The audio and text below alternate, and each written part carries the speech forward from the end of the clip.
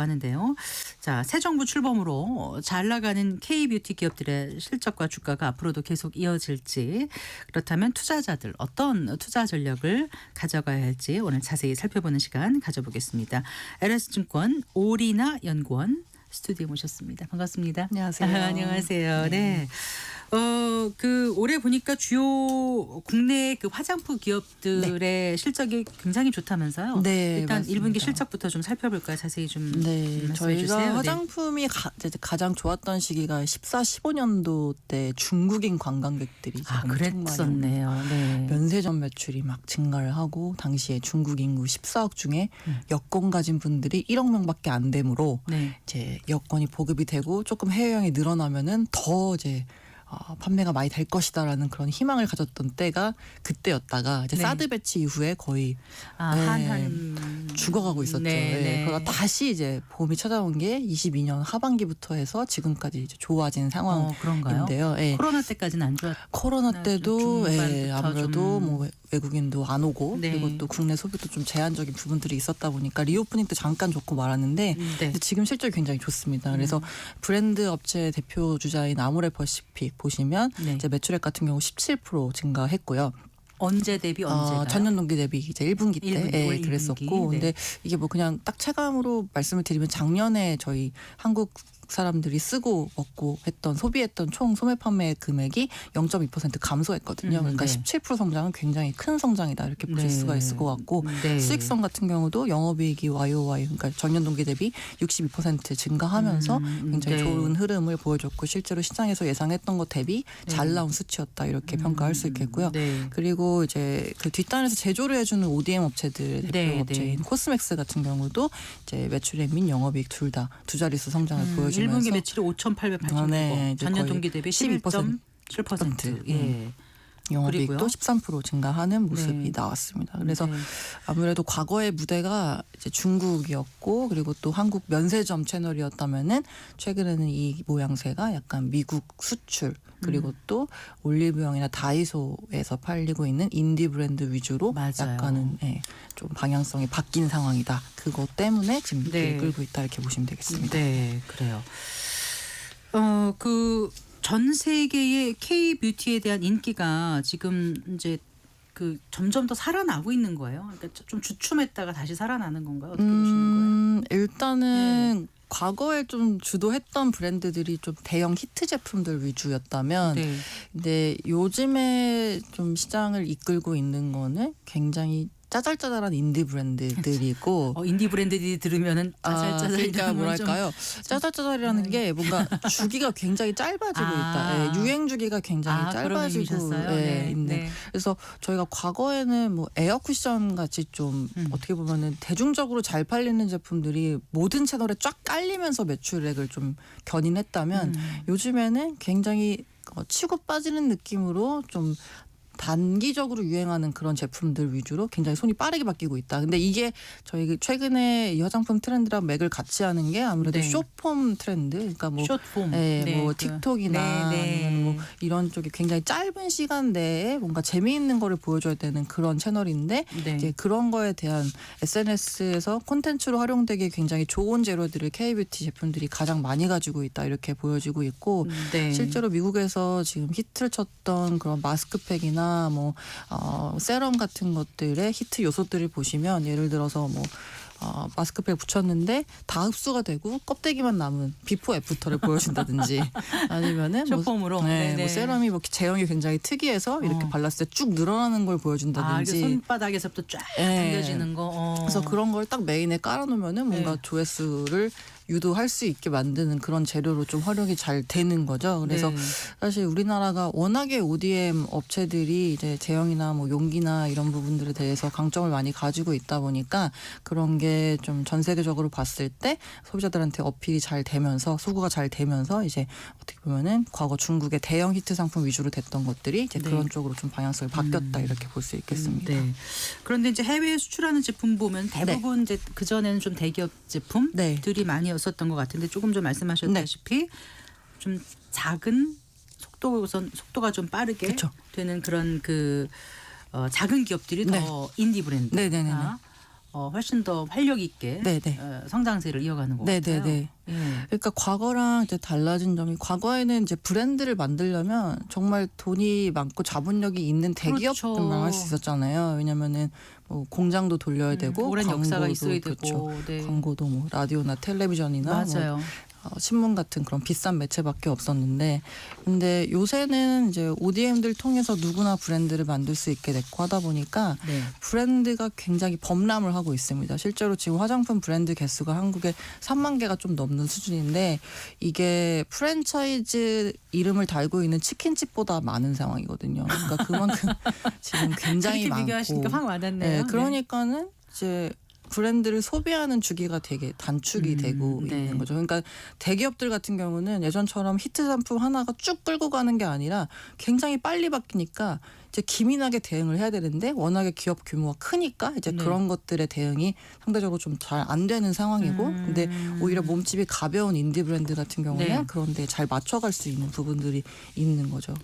근데 이제 치고 빠진다 이러면은요. 잘 될 땐 잘 되지만 안 될 때는 그럼 아예 이제 접어야 되는 거예요? 아니면 맞습니다. 어떤 거예요? 그런 부분들이 저희가 지금 화장품 주식시장을 봤을 때 브랜드보다는 ODM 업체들 그러니까 예. 뒷단에서 제조해주는 업체들을 훨씬 더 이제 긍정적으로 평가하고 있는 요인 중에 하나이고요. 네. 왜냐면은 과거에 뭐 닥터자르트나 AHC나 뭐 네. 미국의 예, 유명한 예. 화장품 업체들이 인수했던 우리나라 브랜드들 매출을 보시면 한 2년 정도 매출이 성장하다가 네. 꺾이는 모습들이 조금씩 나왔거든요. 네. 그렇다 보니까 그만큼 유행주기 되게 단축되고 있고 저희가 편의점 같은 경우도 뭐 요새 뭐 빵이나 이런 거 히트 상품들 나오면은 예전에는 이게 평균 그 수명 주기가 22개월 정도였어요. 요즘 한 6개월 되나요? 요새 4개월 4개월밖에 안 돼요. 네, 줄어들고 타기가 확 한번 퍼진 다음에 그다음에 다 먹어봤어. 그럼 그다음에 네. 또 새로운 걸 찾는 거잖아요. 그렇죠. 그런 네. 식으로 해서 뭐 두바이 초콜릿이 유행해서 편의점 깔리기 시작하면 이미 유행 끝났고 뭐 다음 젤리로 넘어갔고 뭐 이런 식이다 보니까 아, 그러네요. 주기가 정말 네. 짧아졌어요. 그래서 네. 뭐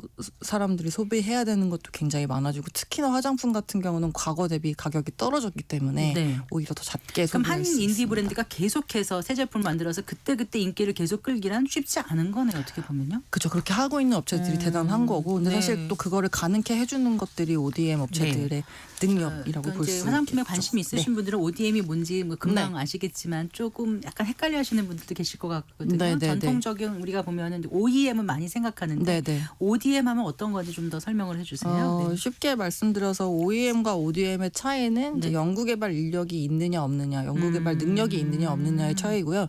그러니까 OEM 같은 경우는 화장품 업체들이 이제 화장품을 만드는 그 레시피가 화장품 업체한테 있습니다. 그래서 그냥 요대로만 성분을 만들어 이렇게 주세요. 이렇게 다 네. 해서 주세요라고 딱 하면 그냥 그대로만 만드는 게 주문자 ODM. 생산 방식인 맞습니다. 거죠. 네. 네. 근데 이제 ODM 같은 경우는 오히려 연구개발 능력을 갖고 있기 때문에 이런 식으로 한번 해보면 어떨까요? 제안도 할 수 있는 그래서 이 D가 디벨롭먼트인 거거든요. 그래서 네. 그 차이가 좀 있는 거고 저희 전 세계적으로 지금 ODM 업체 탑 3라고 하면은 우리나라 코스맥스, 한국콜마 그리고 이태리의 인터코스 이렇게 우리나라 2개나 있어요. 맞습니다. 네. 그게 10년 그래요. 전에도 그랬고 네. 10년 전에 저희가 화장품 볼 때 중국에서 실제로 연구원들을 많이 뽑았거든요. 우리나라 ODM 업체들의 연구원들을 많이 중국으로 뽑아갔습니다. 스카우트를. 중국에서 데려갔다고요? 네, 왜냐하면 네네. 워낙에 한국 화장품 인기가 좋으니까. 근데 그래서 그때도 역시나 중국 업체들이 따라잡을 것이다라는 시장의 우려가 있었는데, 근데 지금 10년 넘게 지났는데 여전히 탑3는 그대로 유지가 되고 있고요. 왜 그럴까요? 갔는데도 안 되는 사실 뭐 거는요? 장비라든지 뭐 설비 및 뭐 그런 게 R&D가 뭐 단기간에 쌓이는 것들이 아니기 때문에 그래서 아직까지 못 따라잡고 있는 상황이다 보니까 오히려 우리나라 업체들 같은 경우는 10년 동안의 업력이 더 쌓인 상황으로 볼 수 있겠고 네. 그래서 어떻게 보면 재밌고 그리고 빠르고 그리고 굉장히 시장에서 잘 먹힐 만한 그런 화장품들을 잘 만들어내는 업체들 같은 경우가 그러면 이제 화장품의 우리나라- 네. 성분과 겉에 무슨 패키지 같은 네네네네. 패킹 이런 디자인이라든가 네. 이런 거 다 그러면은 그 ODM 업체에서 하나요? 제안을 물론 상의는 하겠지만 그렇죠. 할 수 네. 있고요. 그리고 이제 용기 같은 경우는 이제 용기 만드는 업체들이 따로 또 아, 있습니다. 네. 그래서 뭐 펌텍코리아나 연우 같은 업체들이 또 우리나라에 있고요. 예. 네, 그래서 그러니까 결국 말씀 들어보면 그 인디 브랜드의 상승세도 무섭지만 사실 가장 그 아까 말씀하신 뒷단에서 한다는 네. ODM 업체가 핵심이네요. 그렇죠. 사실 그들이 있었기 때문에 가능한 거고 그리고 또 이게 그 궤를 같이 했던 부분들이 아무래도 대형 업체들이 여러 그런 한한령이나 이런 이슈 때문에 어려워진 부분들이 있었으니까 네. 고객사들을 좀 다변화하면서 이제 네. 인디 브랜드 쪽으로 좀 했던 부분들도 일정 같이 성장을 했던 부분일 거고 그래서 과거에는 저희가 ODM 업체들한테 가서 제가 화장품 브랜드 하나 만들고 싶은데 주문을 몇 개 정도 하면은 제 주문을 받아주시겠습니까? 라고 했을 때 네네. 한 3,000개 정도를 과거엔 얘기했었거든요. 기본. 네. 근데 요즘에는 500개를 얘기하니까 500개까지도 얘기하니까 굉장히 적어진 거고 그렇다 보니 누구나 어떻게 보면 화장품 시장에 그러면 끼어들 수 있는 제가 상황이 됐죠. 아무런 업력이 없어도 이러이러한 화장품을 만들고 싶다. 그래서 네. ODM 업체에 찾아가면 네. 해주기도 하나요? 그렇죠. 네. 미팅 레알이니까? 신청하셔가지고 정말이에요? 뭐 500개 정도. 근데 뭐 처음 하시니까 500개는 안 받아주시지 팔자신이 않을까 있으면. 싶지만 네. 어쨌든 뭐 그렇게 과거 하는 대비는 거예요. 장벽은 좀 낮아졌다. 그러니까 이렇게 아이디어만 보시면 좋으면. 그렇죠. 근데 사실 제품 아웃풋이 생각했던 것처럼 안 나올 수도 있는 거 아닌가요? 근데 ODM들 뭐 지금 올리브영이나 뭐 다이소 뭐 다 팔리는 것들이 뭐 네. 가성비 그리고 좋은 품질로 기존에 이제 그런 대형 브랜드 대비해서 잘 팔리는 건데 사실 그걸 만든 업체들이 다들 ODM 업체들이고. 그러니까 제가 네. 이제 나이가 있으니까 셋업이 좀 촉촉하게 좀 잘 갔으면 좋겠다는 생각이 들어요. 끈적이진 않는데 예를 들어서 여름인데 그래도 깊이 보습이 있고 좀 주름을 해결하고 싶다. 이제 이런 거를 가서 굉장히 많이 얘기를 해서 필요하시네. 아니 그래서 몇 개를 가져가서 네. 얘는 이게 저렇고 얘는 이렇게 하고 이렇게 하는데 이 중에서 이런 거에 장점을 딱 뭘 해주세요. 이렇게 하는 거예요. 할 수 있죠. 네. 어머나 그렇게 할 수 그렇군요. 네. 그래요? 네. 어떻게 지금 미팅 잡았는데. 갑자기 눈이 번쩍 뜨이면서 네. 그러고 나서 그거를 잘 이제 주문을 받아가지고 네네. 이제 잘 만들어진 제품을 얼마나 잘 팔 수 있느냐가 이제 능력이겠네요. 그것도 이제 능력이죠. 근데 요즘에 이제 잘 되고 있는 뭐 올리브영이나 다이소 같은 채널은 아무래도 입점하기에는 좀 어렵다 보니까 최근에 아무래도 온라인 쪽으로 먼저 만들어 주는데 못 팔아서 그죠. 제가 다 써야 되면 네. 평생 써야 되는 거 아닌가 모르겠어요. 청취자분들 조금 사은품으로 드리고 하면은 제 돈을 쓰란 말씀이시죠. 알겠습니다. 어쨌든 지금 글로벌 MZ 세대들을 사로잡은 게 결국은 이런 맞춤형 화장품인 것 같아요. 그렇죠? 네네네네네. 클린 뷰티, 비건 뷰티 이런 것도 사실은 굉장히 좀 까다롭고 그런데 ODM 방식이 있으니까 구현할 수 있었다 이런 그쵸. 거겠네요. 네네 맞습니다. 네. 자 그렇다면 어떻습니까? 그 상반기 그러니까 그 글로벌 화장품 이제 트렌드가 바뀌면서 교체주기 빨라지고 막 이러면서 대기업하고 일반 그 중소 화장품 업체하고 그 실적이 굉장히 명암이 엇갈렸던 거예요. 네, 이제 지난 2년 동안에는 그랬었던 모습이었는데, 근데 올해는 저희가 대형 브랜드들도 좀 재정비가 완료된 상황이다 보니까 네. 아모레퍼시픽과 LG생활건강의 이제 하반기 실적 같은 경우도 턴어라운드를 예상을 하고 있는 상황이고, 특히나 중국 시장이 오히려 올해 괜찮을 수 있다고 저희가 보고 그래요? 있어서 왜요? 왜냐면은 중국이요? 지금 4월 숫자 보시면 네. 화장품 소매 판매액이 전년 동기 대비 이제 7.2% 증가했는데 전체 소매 판매액 대비 상회한 숫자이고요. 중국 전체 소비는 어떤데요? 전체는 한 플러스 5% 성장했는데, 네. 근데 4월이 화장품이 좀 는 게 5월 11일이 어머니의 날이어가지고 선물 세트 수요가. 이런 것들이 좀 선반영됐을 것으로 시장에서 추정은 하고 있습니다만, 근데 네. 어쨌든 지금 중국이 수출이 좀 어려워진 상황에서 미국 때문에 네. 내수를 좀 부양을 해야 되는 입장이 됐고, 그래서 네. 금리 인하하고 뭐 여러 가지로 좀 정책들 내놓고 있다 보니까 네. 소비 돌아서는 거에 대한 수혜를 이제 우리나라 브랜드 업체들한테 좀 그러니까 중국 내수 시장을 겨냥한 우리나라의 대형 맞습니다. 브랜드들이 지금 이제 네네. 전열을 갖추고 그쵸. 어느 정도 할 수 있는 네, 그런 태세가 돼 거기다가 있다. 이제 또 중국인 관광객들 특히 단체 관광객분들이 3분기에 이제 무비자로 지금 일시적으로 허용해줬기 때문에 이렇게 네. 왔을 때는 과거에 면세점이 사드부터 해서 코로나까지 쭉 매출이 이제 많이 둔화되었었다가 이제 그게 없었다 다시 조금 더 생기게 되는 거니까요. 네. 그래서 그런 부분들을 좀 주목을 하고 있는 어쨌든 상황입니다. 그간에는 대형 해외 브랜드들이 했던 게 잘 안 되긴 했었죠 우리나라에서. 대형 해외 브랜드 예를 들어 해외 화장품 브랜드 같은 경우에 무슨 로레알 같은 경우에 무슨 뭐 메이블린 뉴욕 같은 게 그죠, 한국에 그죠, 그죠. 들어왔다가 또 철수했죠. 나가고 예. 뭐죠? 그거죠. 루이비통 모에 그 헤네시 세포라 그죠. 그런 프레쉬 같은 것도 잘 안 됐고 네네. 아무레 퍼시픽이 했던 그 굿달 이런 경우도 잘 안 됐다고 하는데 굿달 그죠. 굿달이 좀 슬픈데. 네. 네, 어쨌든 그것 좀 향수기도 하고 해서 아무래도 예. 또 프랑스나 유럽 쪽이 워낙 잘하는 분야여가지고요. 예. 네. 그래서 실제로 주가 추이는 네. 좀 눈여겨 볼 만한 그 종목들 어떤 것들이 주가가 어느 정도 올랐습니까? 사실 뭐 예. 코스맥스나 한국콜마나 뭐 지금 굉장히 뭐 오늘은 다 이제 올랐으니까 굉장히 좋았는데, 네. 예, 그리고 특히나 이제 뭐 여러 가지로 K가 붙은 그런 좀 수출이 가능한 품목들에 대해서 여러 가지로 정책이 좀 우호적으로 나올 걸로 예상을 하고 있다 또 보니까 관세 이런 이펙트를 좀 그쵸. 비껴갈 수 있는 그렇죠. 네. 그리고 뭐 미국에서 지금 그러니까 사실 미국에서 잘 되고 있는데 미국도 지금 인디 브랜드들이 훨씬 잘 되고 있거든요. 그래요? 네, 미국도. 뭐 전통적인 에스티로더나 뭐 로레알 같은 그런 브랜드들 말고 네.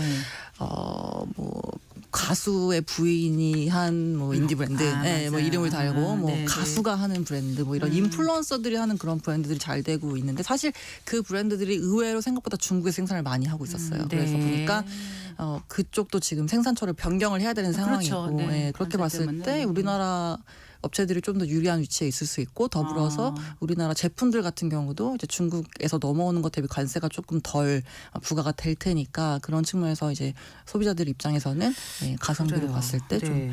앞으로 돋보일 수 있죠. 그러니까 이제 얼마 전에 그 상장했던 네. 기업 공개했던 그 달바 글로벌이 5월 22일에 상장을 22일에 한 거죠. 네, 했습니다. 그럼 어때요 올라왔고. 지금? 지금 흐름은 상장하고 굉장히 좋았습니다. 네, 그래서 네. 과거 저희 뭐 15, 16년도에 한창 중국 좋고 그랬을 때 굉장히 많은 업체들이 상장했었고 네. 그리고 또 뭐 화장품 밸류체인 상에 있는 뭐 원료부터 해서 용기 만들고 심지어는 쿠션 안에 들어가는 퍼프 만드는 그런 업체들까지 주가가 막 뿜었었던 때랑 사실 좀 비슷한 지금 그런 흐름이기는 분위기예요? 하거든요. 그래서 네. 근데 이제 과거랑 좀 달라진 점은 그 시장이 중국이 아니라 미국으로 좀 바뀌었다라는 점. 네. 네. 이어가지고 저도 좀 주의 깊게 보고는 있습니다만. 네. 근데 어쨌든 저희가 앞으로의 이제 소비를 봤을 때 이 파편화 소비, 그러니까 굉장히 브랜드 교체 주기가 빨라지고 그리고 소비가 대중적인 소비가 아니라 굉장히 개인의 취향에 맞춰서 세분화되고 있다라는 거. 그래서 저도 요즘에 예전엔 저희도 텔레비전 키면은 채널 5개 다 똑같은 거 보고 좋아하는 거 다 똑같고 그러니까 네. 대중적인 제품을 많이 생산해서 많은 채널에 깔면 무조건 팔리는 시대예요. 구별 차별이 좀 없었던 그쵸. 거죠. 어떻게 근데 보면. 요즘에는 네. 뭐 유튜브, 넷플릭스 켜보면 그래서 다 달라요. 다양하니까 네, 보는 게. 예. 서로 얘기를 해보면 뭐 보세요? 뭐 얘기하는데 몰라요. 설명을 해줘야 되고 그렇다 보니까 그만큼 개인의 취향이 세분화되고 있다라는 거는 네. 그만큼 수요를 맞추기가 되게 자녀 어려워지고 있다는 세대들의 그 화장품 물어보면 제가 전혀 모르는 거 보면 얼마나 달라졌는지를 실감하게 되는 그런 겁니다. 왜 자꾸 웃으세요? 네. 네. 자 앞으로 그러면 이제 상장을 대기하고 있는 그런 화장품 업체들도 들도 있습니까? 있어요. 네. 그래서 뭐 비나우라고 네. 예, 넘버즈인 그리고 뭐 퀴 이런 것들 올리브영 위주로 좀 잘하고 넘버즈인을 있는 만드는 비나우. 넘버즈인을 판매하고 있는 판매하는, 만드는 거는 이제 또 ODM들을 ODM 이고. 보통 주고 있어가지고요. 네. 네, 요새는 거의 공장 없이 가져가는 경우 많아서 그래서 네. 뭐 매출 한 2,600억 정도 했는데 작년에 거의 네. 뭐 매년 뭐 2배 이상씩 이제 성장을 하고 있고 네. 그래서 고성장을 하고 있는 업체들. APR은 잘 된 건가요? 잘 되고 있습니다. 네. 네. 그러면 화장품 상장사는 다 기본적으로 지금은 괜찮다고 봐야 되나요? 지금 네 상황은 굉장히 업황은 예. 좋은 상황입니다. 자, 그럼 지금까지는 괜찮은데 앞으로는 어떨지. 그리고 이제 어쨌든 대세 상승장이 이제 온다라고 기대를 하는 분들이 조금 계시거든요. 종목도 잘 골라가면 네. 지금 이제 오늘도 주가도 많이 오르고 그래서 네. 전반적으로 그럴 때 화장품주에 올라타는 게 괜찮은지 어떤 점을 주의해야 될지 좀 끝으로 알려주세요. 네. 일단 올해는 지금 흐름은 굉장히 좋습니다. 하반기까지는. 근데 제가 보는 거는 어쨌든 브랜드의 유행은 굉장히 빠르게 바뀔 것이다. 그러니까요. 네, 그래서 중장기적으로 ODM 업체들은 저는 계속 추천을 드리고 있는데요. 네. 근데 이제 브랜드 같은 경우 손바뀜이 굉장히 잦게 일어날 수 있고 특히 화장품은 30년 전에 12,000원이었던 립스틱이 지금 3,000원입니다. 다이소에 가면. 그렇기 때문에 네. 더 작게 소비한다는 거고 네. 네, 그래서 굉장히 얼마나 많이 빨리 팔아야 이익이 되는 거예요? 그러면요. 3,000원에 팔아가지고 물가 상승분을 감안하면 너무 거꾸로 가는 거잖아요. 그렇죠. 근데 그만큼 만들기가 쉬워졌고 네. 네, 근데 싼 그게 값에 만들 해외 수 유명 있고. 브랜드에 막 5만 원, 6만 원 넘는 것보다 품질이 떨어지지 않고 오히려 비슷하거나 예, 좋을 오히려 수도 가성비로 있고. 따지면 예. 좋을 수도 있고 예. 그렇다 보니까 네. 유행은 굉장히 빨리 바뀔 것이기 때문에 브랜드는 좀 단기적으로 보면서 대응하되 네. ODM들은 저희가 중장기적으로는 흐름이 좋다 이렇게 말씀드릴 수 혹시 있습니다. 정말 주의해야 될 점이라든가 하나만 가르쳐 주신다면요. 주의해야 될 네. 점은 아무래도 화장품 업체의 이제 브랜드 포트폴리오를 봤을 때 뭐 단일 브랜드나 아니면 한 가지 제품으로 히트쳤다라고 했을 때 그 성장이 지속이 될 수 있을지에 대한 부분들이 네. 좀 미지수이기 때문에 네. 좀 단일 브랜드에 의존하고 있는 실적을 의존하고 있는 그런 업체들 같은 경우는 좀 주의를 그럼 언제 사고 언제 팔아야 돼요? 작게 가져가야 돼요? 그래서 브랜드를 대응하기가 굉장히 어려워요. 네, 브랜드. 근데 올해 지금 중국 저희가 모멘텀이 있다고 보기 때문에 네. 대형주는 괜찮다 이렇게 말씀드리고 있습니다. 알겠습니다. 그 행간을 다 읽으신 분들은 어떻게 해야 될지 알 것 같아요. 네, 말씀 잘 들었습니다. 네, 고맙습니다. 감사합니다. 네, 오리나 LS증권연구원과 함께했습니다.